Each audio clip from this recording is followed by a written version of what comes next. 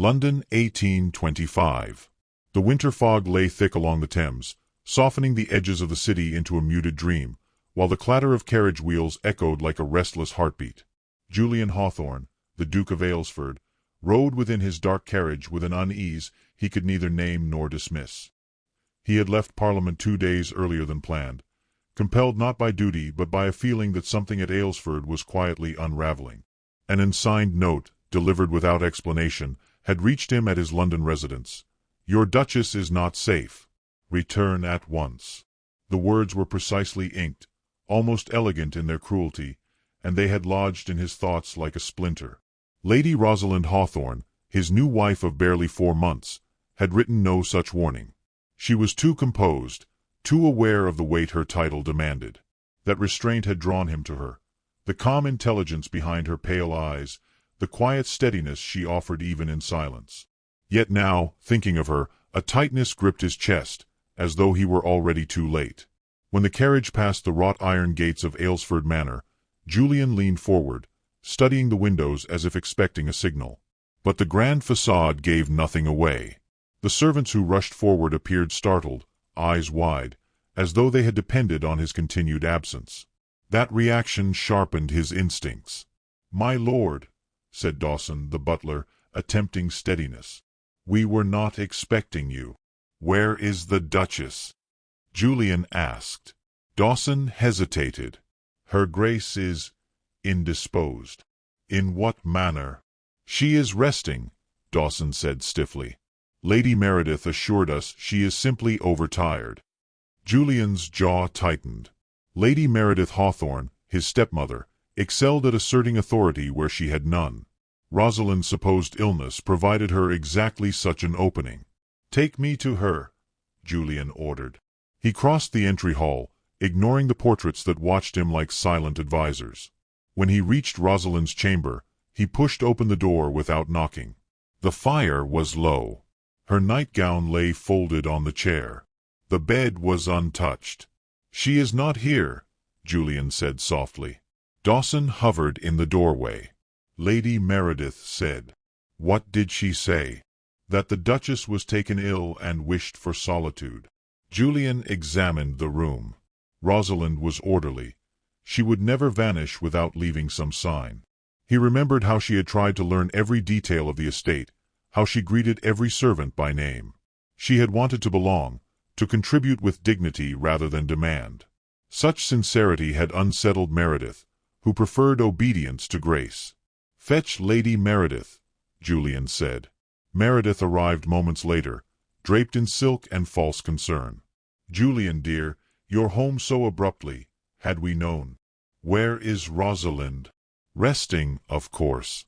She has been fragile. She is not in her chamber.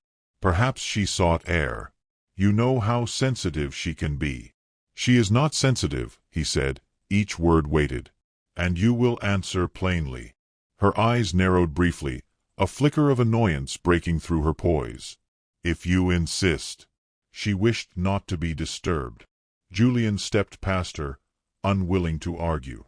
A faint sound drifted from below, a metallic rattle. He turned toward the back corridor. "What was that?" he asked. Meredith stiffened. "I heard nothing."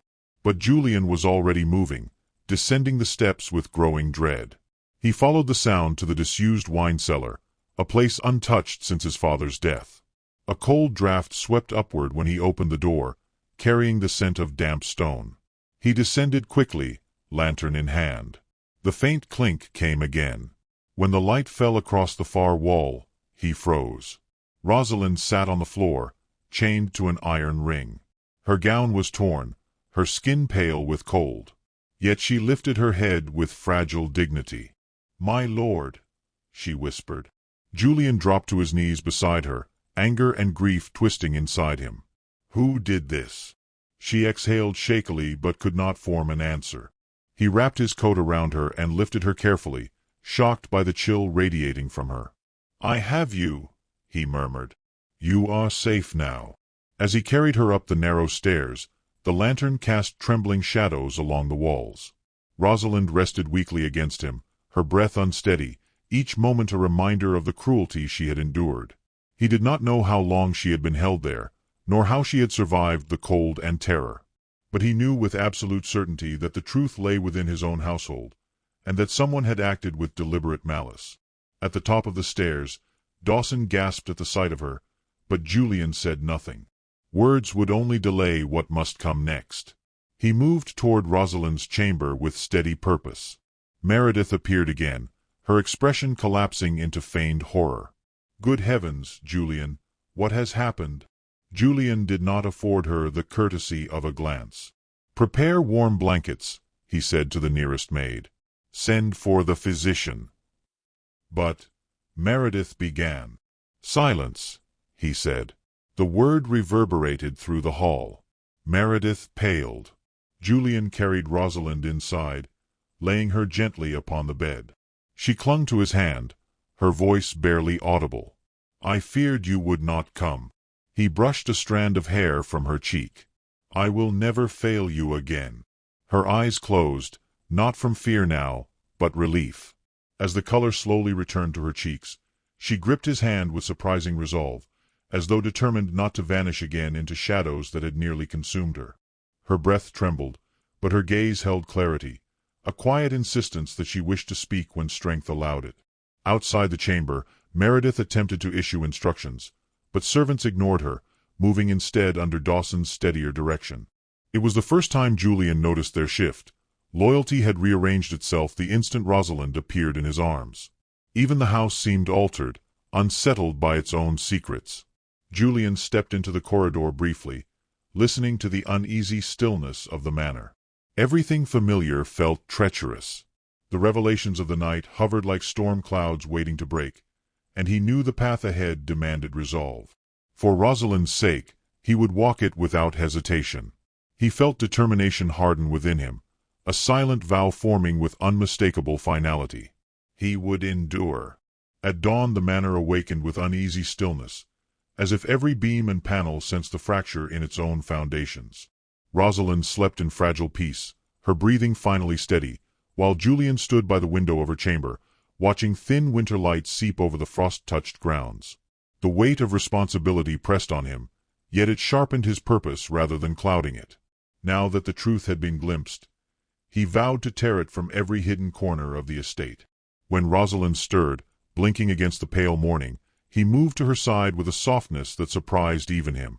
She looked stronger than the night before, but still carried the faint tremor of someone who had endured humiliation no gentlewoman should ever face. "You must not overexert yourself," he said quietly. "I have been motionless for too long," she replied. "I cannot reclaim myself by remaining in this bed." Her voice held not defiance, but a subtle plea for dignity. He respected it. She allowed him to help her sit up, though she did so with visible reluctance, as though any sign of weakness might be mistaken for fragility of spirit. Her determination reassured him. Rosalind's strength had not been broken, merely bruised. Still, he could not shake the memory of her cold skin against his arms as he carried her from the cellar. That image had carved a mark inside him. When the physician returned to reassess her condition, Rosalind met his concerned inquiries with composed brevity. "I am much improved," she insisted. "I require only rest and fresh air." The physician nodded, perhaps not convinced but unwilling to challenge a Duchess newly restored to agency. Julian walked him out, using the moment to gather information. The doctor admitted Meredith had prevented him from seeing Rosalind earlier in the week, claiming the Duchess preferred privacy. Julian thanked him with measured restraint, though fury pricked beneath his composure. Every thread he pulled led back to Meredith. Once the physician departed, Julian made his way to the breakfast room, where Meredith already awaited him. She sat poised beside the tea service as though the night's revelations had never occurred. Her expression was a careful mask of maternal concern. "My dear Julian," she began, "I trust Rosalind is recovering. I warned her not to wander unattended, especially in this cold weather." He sat across from her, folding his hands to contain his anger. "I found her chained. Do you deny any involvement?" Her lashes lowered with practiced delicacy. "You must be mistaken." The poor girl was clearly delirious. Rosalind is many things, he said sharply. Delirious is not one of them. Meredith's composure flickered only for an instant before returning. You are overwrought. A husband's fear can cloud judgment. I assure you, he replied, my judgment has never been clearer. He left before she could respond, unwilling to grant her another second of influence. The time for subtlety had passed. Yet he knew he could not accuse her publicly without evidence. Society would not condemn a dowager lady on suspicion alone. Proof was essential, and he would soon have it. But first, he needed to tend to the woman who mattered most. He returned to Rosalind and found her sitting beside the fire, wrapped in a shawl and staring into the flames with troubled serenity. She glanced up when he entered, offering him a faint smile. I feel quite like a prisoner granted temporary liberty. You shall have permanent liberty, he replied. And more than that, you will have justice. Her expression softened. My wish is not vengeance, Julian. It is restoration. That, too, will be yours. He offered her his arm, helping her stand. They walked slowly through the corridor, her steps cautious but determined. The household paused in subtle astonishment as they passed, not accustomed to seeing their Duchess on her feet after whispers of illness. Rosalind met each gaze with quiet dignity, turning shame into strength through sheer composure. Her presence alone dispelled fragments of rumor. Julian guided her to the sunroom, where winter light filtered through tall windows. The room held warmth, comfort, and a reminder that life existed beyond fear. She lowered herself onto a cushioned seat, releasing a soft breath. I cannot hide myself away, she murmured. If I do, she wins. She will claim my absence as evidence of instability. Then you shall be seen, Julian said. On your terms. Later that afternoon, a handful of invited guests arrived for an informal gathering long planned by Meredith. Though Julian considered canceling it, Rosalind insisted it continue. Let them see me, she said. Let them decide the truth not from whispers but from their own eyes.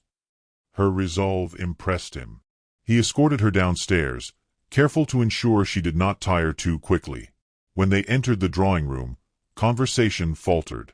Rosalind's appearance, elegant gown, high collar to conceal bruises, hair neatly arranged, contradicted every rumor of her supposed frailty. She held her head high, though Julian sensed the tremor in her fingers. Lady Penworth approached first, curiosity barely concealed. Duchess, how wonderful to see you. We feared you were terribly ill. I thank you for your concern, Rosalind said calmly. I had merely grown fatigued. The winter has not been kind, but I am quite restored. Her poise silenced further prodding. Yet Meredith swept into the room with a theatrical gasp. My dearest Rosalind, you should not have attempted such exertion. You know how delicate you have been. A flicker of embarrassment crossed Rosalind's face, but Julian stepped closer, placing his hand over hers. His voice was firm enough for the room to hear. Her Grace's strength is admirable, and she has my full confidence. Rosalind looked up at him, gratitude shimmering beneath her steady gaze. The subtle exchange altered the atmosphere instantly. Guests reassessed their assumptions. As conversation resumed, a footman discreetly approached Julian and handed him a sealed note. The script was unfamiliar. If you seek truth, it read, the cellar door was not the first lock changed. He looked up sharply, scanning the room. No one appeared to watch him. The message, though cryptic, confirmed his suspicions.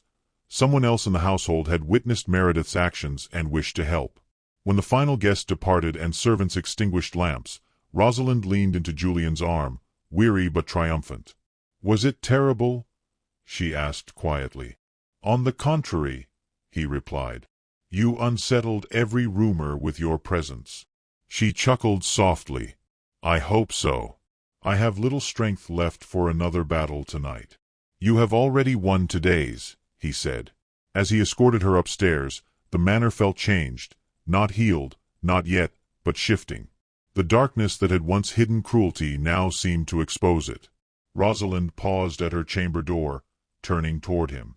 Julian, she whispered, thank you for standing beside me. Always, he said. She disappeared inside with a final glance of trust so complete it steadied him. He remained in the corridor a moment longer, gripping the mysterious note.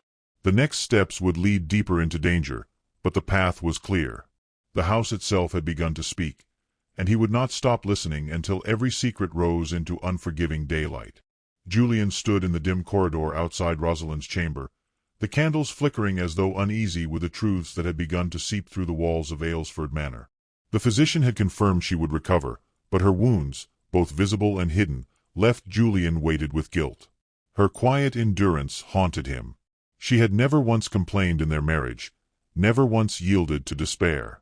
Yet she had been suffering in silence, locked away in darkness while he debated parliamentary reforms miles away. He could not forgive himself for mistaking her composure for invulnerability. The hour was late, but he summoned the family solicitor, Mr. Barrow, a man known for precision and discretion. When Barrow arrived, travel-worn and grave, Julian led him into the small study adjoining his chamber. The door closed with a soft click, sealing them from the murmurs of servants and the restless creak of old floorboards. "I need the truth," Julian said without preamble. "Everything unusual in this house over the past weeks, every discrepancy in the accounts, every instruction given in my name. I will not have another night pass in ignorance." Barrow removed his gloves with slow deliberation and opened his ledger. "There were irregularities, Your Grace," he murmured. "Requests for funds under Lady Meredith's hand. Small at first, but increasing." He turned a page. Reports of items removed from the lower storage rooms. Locks changed without the steward's knowledge. And... He paused. "A request filed 2 weeks ago to adjust inheritance protocols should the Duchess be deemed unfit for her role." Julian closed his eyes briefly, struggling to temper the fury rising in him. Unfit? On what grounds?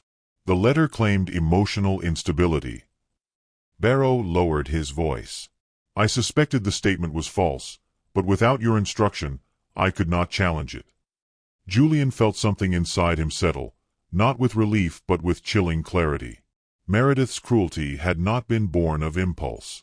It had been calculated. Every moment Rosalind spent chained in that cellar served a single purpose: to fracture her reputation until society itself helped remove her. "Thank you, Barrow," Julian said. "Your discretion remains essential." The solicitor bowed. "Always, Your Grace." When Julian approached Rosalind's chamber again, she was awake, sitting upright against the pillows, a shawl wrapped around her slender shoulders. The firelight made her complexion warmer, though shadows lingered beneath her eyes. She looked more determined than fragile, as though fear itself had burned away in the cellar and left only resolve. He entered quietly. "I should not disturb you." "You do not disturb me," she replied softly. Her voice was steadier now, though touched with exhaustion. "You have questions. I feel them from across the room." He seated himself beside her bed. For a moment neither spoke. The silence was gentle, not strained. Rosalind watched him with an openness she had never allowed herself before, as though the worst had been endured and there was no space left for pretense. "You must tell me everything," he said. "You must trust that I can bear it." She folded her hands in her lap, gathering strength. "Your stepmother approached me a month ago," she began. "She said it was impropriety for me to involve myself so thoroughly in the estate's accounts. She claimed society would question a duchess who behaved like a steward." She glanced toward the window as though recalling the conversation. "I told her I only sought to lighten your burdens. But she implied my efforts made the household appear unstable. She threatened to speak to the London papers if I persisted." Julian's breath tightened, but he held still, letting her speak. "After that, small things began to go missing from my rooms. Letters I had written were moved. A necklace disappeared. She accused me of misplacing them. She insisted I was overwrought. At first, I thought I was imagining the change. She was careful never to speak those accusations before others." Rosalind's voice softened. "Then I began feeling watched." She lifted her eyes to his. "The day she took me to the cellar, she told me you wished for solitude in your absence. She claimed I was becoming a strain. I knew it was untrue, but I followed her, thinking she meant to show me some fault in the storerooms. She inhaled slowly. When she chained me, she said no one would question her version of events. She said a duchess who wandered unattended into shadowed rooms must suffer from nervous afflictions. Julian reached for her hand, not with the authority of a husband, but with the humility of someone seeking forgiveness. "Rosalind, I failed to see what she did. You were away," she whispered, "and I wished not to burden you. I feared if I spoke ill of her, it would be viewed as pettiness between women. A duchess must not appear jealous or sensitive. Those labels never leave us once spoken." He bowed his head, devastated by her reasoning. "You should have come to me." "I know," she said gently, "but I was so new to the title. I thought if I endured quietly, I might earn her respect." Her voice wavered, then steadied. "I see now she never intended to grant it." Julian lifted her hand to his lips. "I promise you this, she will never touch your life again. I will not allow the shadow of her schemes to reach you. You have my solemn word." Rosalind exhaled, as if a weight she had carried alone had finally eased. "Thank you," she murmured. "It is enough simply to be believed." The fire crackled softly, casting warm hues across her face. Julian studied her. Her courage, her grace, the quiet resilience that had survived darkness no one should have known. Something within him shifted, not as a revelation but as an undeniable truth finally spoken by the silence between them. "You are remarkable," he said. "I have admired you from the moment you stepped into this house. I only regret that admiration blinded me to your danger." Her cheeks warmed slightly, though her gaze held his without flinching. "I never doubted your goodness, even in the cellar. I prayed you would return before she carried out whatever she intended next." "What she intended no longer matters," he said. "What matters is what comes after." A faint knock sounded, and Dawson entered with a quiet bow. "Your Grace, Lady Meredith asks to speak with you." Julian's expression hardened. "Tell her she may wait." Dawson departed with visible relief. Rosalind watched Julian with calm curiosity, as though reassessing the distance that had once existed between them. "She will not surrender easily," Rosalind said. "People who crave power seldom do." "No," Julian agreed. "But she does not realize the house no longer bends to her. The moment you emerged from that cellar, the truth aligned itself. Even the servants sensed it." Rosalind smiled faintly, though sorrow touched its edges. "I wish none of them had seen me in such a state." "They saw your survival, not your suffering," Julian said. "And so did I." The moment lingered, gentle, tentative, charged with newly forged intimacy. Rosalind adjusted her shawl, her movements slow but controlled, and Julian sensed how determined she was to reclaim her dignity, piece by piece. "Tomorrow," he said softly, "I begin the inquiry. I will not rest until the entire truth is laid bare." Rosalind nodded. "Whatever comes, I will face it beside you." He reached for her hand once more, feeling the quiet tremor there, the echo of fear mingled with courage. And as the last log cracked in the fire, Julian knew with certainty that whatever storm awaited at dawn, they would face it not as strangers bound by duty, but as two souls aligned by truth, finally, irrevocably, and without fear of the shadows that once divided them. Dawn broke with pale gold light that spilled across the manor's stone floors, casting elongated shadows that trembled as though bracing for the reckoning to come. Julian had summoned every necessary figure: the magistrate, the solicitor, the steward, and several long-serving servants whose quiet loyalty had endured despite Meredith's reign of intimidation. In the great hall, tapestries rustled with faint draughts, and the silence felt weighted with anticipation. Rosalind entered at Julian's side, her steps careful but sure, her posture upright with a dignity reborn from suffering. Her presence alone reshaped the room, compelling even those uncertain of the truth to acknowledge her resilience. Julian offered her his arm not as a symbol of possession but of alliance, and she accepted with a faint, determined nod. Meredith appeared last, gliding into the hall with a composure she had worn for years like armor. She surveyed the gathered company with thinly veiled indignation, as though the mere suggestion of inquiry into her conduct were an affront to nature itself. Julian watched her closely while suppressing the rising anger that threatened to break through his calm. He could not allow emotion to weaken the clarity of what must be done. The magistrate stepped forward, opening the proceedings with a measured tone that echoed through the high vaults. Meredith folded her hands delicately, eyes narrowed just enough to betray annoyance. Yet Julian sensed the tremor beneath her exterior. For once, she no longer controlled the stage. The first testimony came from Dawson, who spoke with a steadiness that surprised even him. He described Meredith's insistence that no servant disturb the Duchess, the abrupt restrictions placed on certain corridors, and the uneasy atmosphere that had spread through the household. His account, though respectful, exposed the isolation Meredith had engineered. Julian watched Rosalind's reaction. She listened without flinching, as though hearing her own suffering contextualized through another's experience strengthened her resolve. Meredith attempted to interrupt, claiming misinterpretation, but the magistrate silenced her firmly. Next came a young maid, trembling visibly but determined. She admitted witnessing Meredith guiding Rosalind toward the cellar days before Julian's return.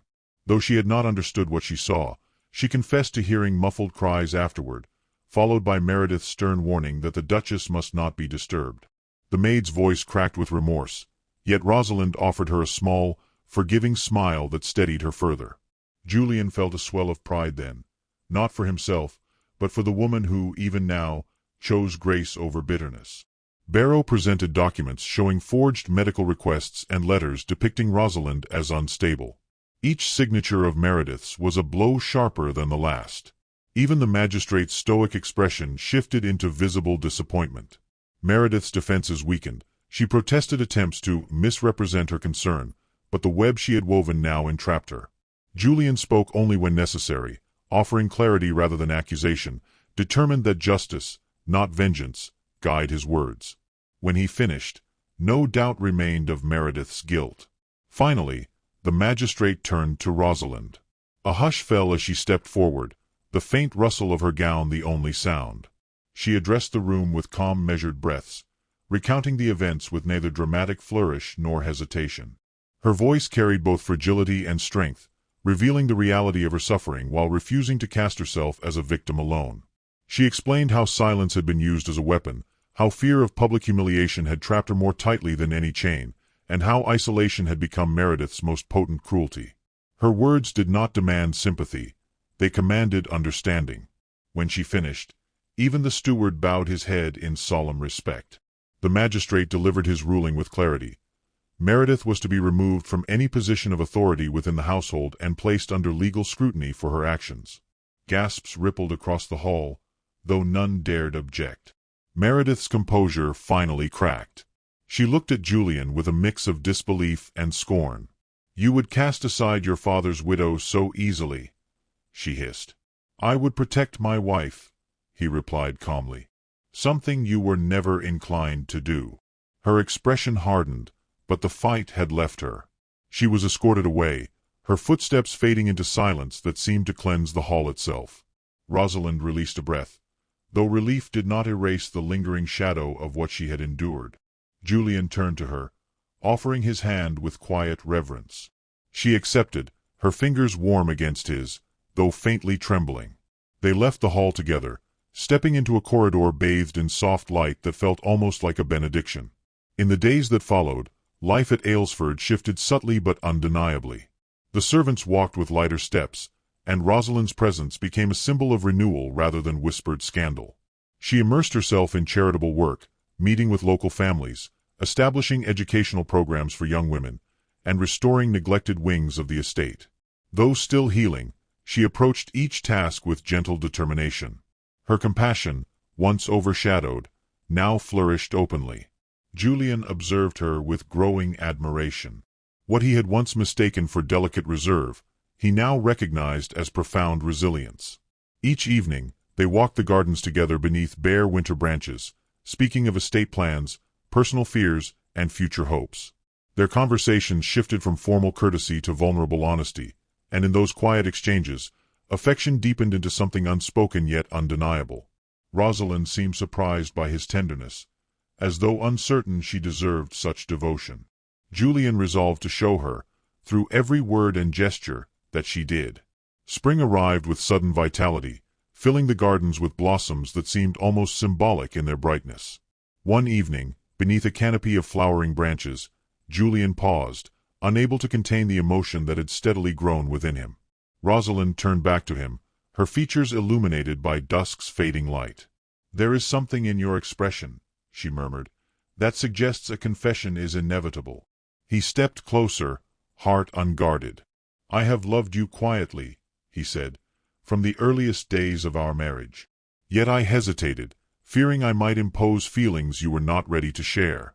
But your courage has humbled me, and your grace has changed me." Her breath caught, a fleeting tremor crossing her lips. "Julian, I never allowed myself to believe such words. I thought affection from you was possible, but love felt too distant, too fragile to trust." He brushed a strand of hair from her cheek, speaking with gentle reverence. "I trust you with every part of my life. You are the heart of this home, and the peace of my days." Her reply was soft but sure.